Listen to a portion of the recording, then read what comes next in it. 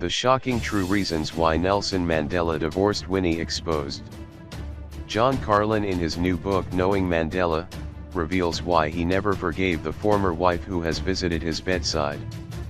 2 weeks before Nelson Mandela's release from prison in February 1990, I went to see his wife, Winnie, at her home in Diepkloof Extension, the posh neighborhood of Soweto where the handful of black people who had contrived to make a little money resided. It was known as Baverly Hills to Soweto's other residents. After Nelson's release, she would have nothing to do with any of those who had criticized her. He, ever a loyal and disciplined member of the ANC, was working closely with them. She believed her husband had done enough. Now he belonged to her and their 2 children. She expected him to make her enemies his enemies. Instead, he invited them to meetings, let them keep his diary and organize his security. All this she found intolerable. Mandela's love for Winnie had been, like many great loves, a kind of madness, all the more so in his case as it was founded more on a fantasy that he had kept alive for 27 years in prison than on the brief time they had actually spent together. The demands of his political life before he was imprisoned were such that they had next to no experience of married life, as Winnie herself would confess to me that morning. "I have never lived with Mandela," she said. "I have never known what it was to have a close family where you sat around the table with husband and children. I have no such dear memories.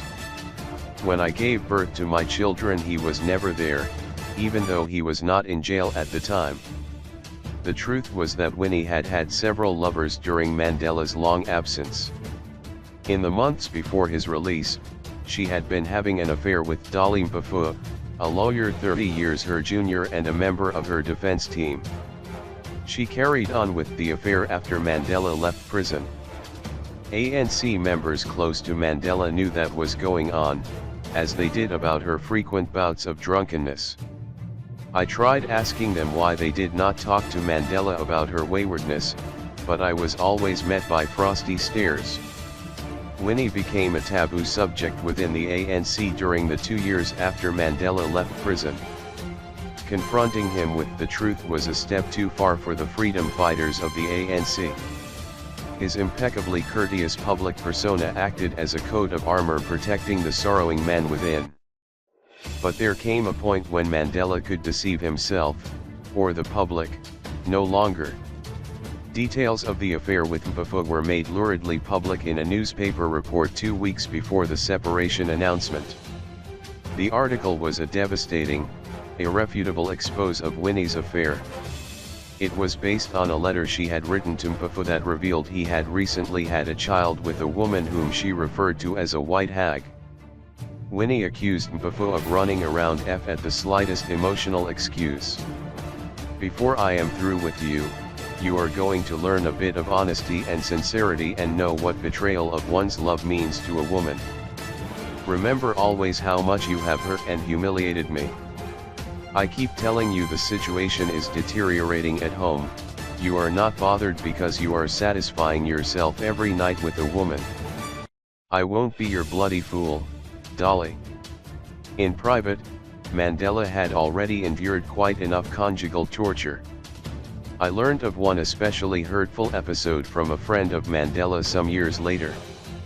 Not long after the end of her trial, Winnie was due to fly to America on ANC-related business.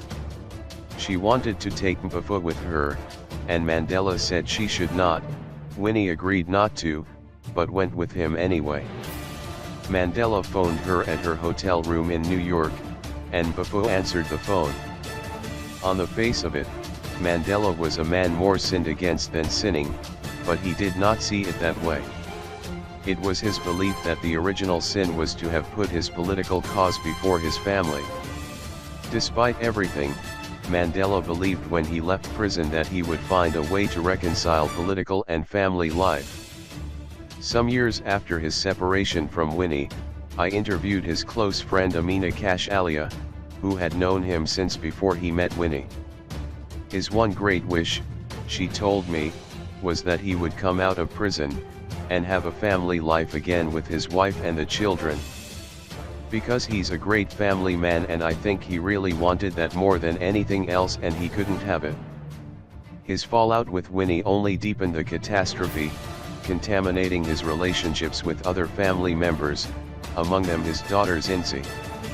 She was a far more complicated character than I had imagined when I chatted with her cheerfully in her mother's kitchen over fried eggs.